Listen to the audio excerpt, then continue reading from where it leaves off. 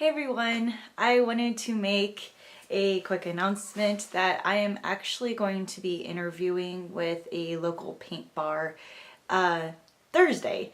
And so the things that I'm going to be uploading on my channel are a little bit different than what I normally do because all the pieces will be acrylic based. So right now in this interview process, I am at stage 2 where I will have a paint off and I will paint in front of the owner, the regional salesperson. Her name is Reese, who is amazing.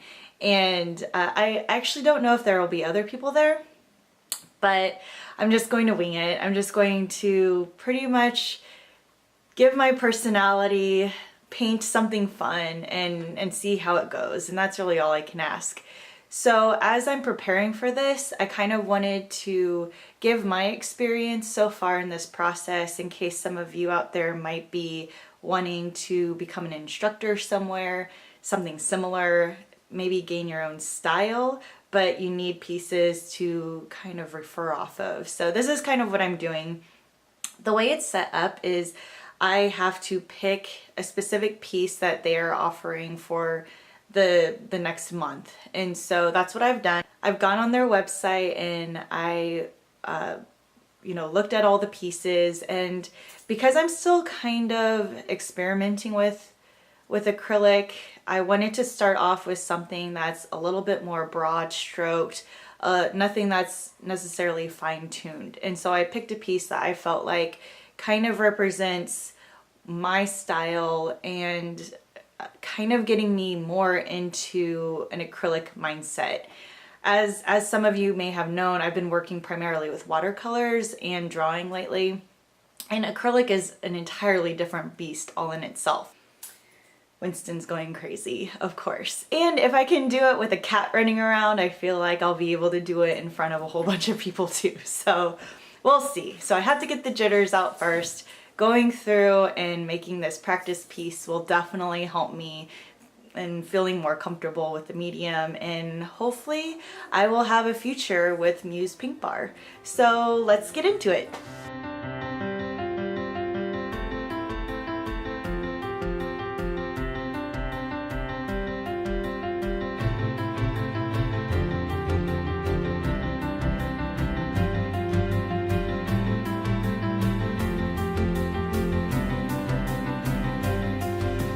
Okay, so I'm back. The things that I learned on with this piece was more composition, the things that I need to work on, which is making sure my brush isn't wet. There were a few times where I would put the brush down on the canvas, and because of the paint I was using, I didn't have enough of it. And in watercolor, that's great because it will help blend and mute out the colors, but in acrylic, it will just make them really runny, and in some cases there became spots that turned back to white when I was trying to fill them back in, and it was just a mess. So I learned composition and that technique of making sure my brush is dry. This time around, I'm going to be concentrating on the colors that I'm using to mix the thickness of the application that I'm doing.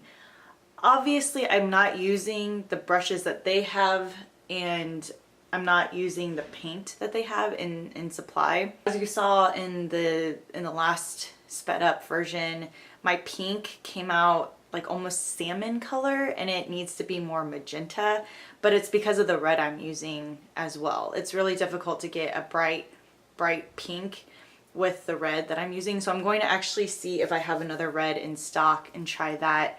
Hopefully I can get more vibrant magenta, as well as get a more vibrant purple, because the purple was very muted as well. What can you do?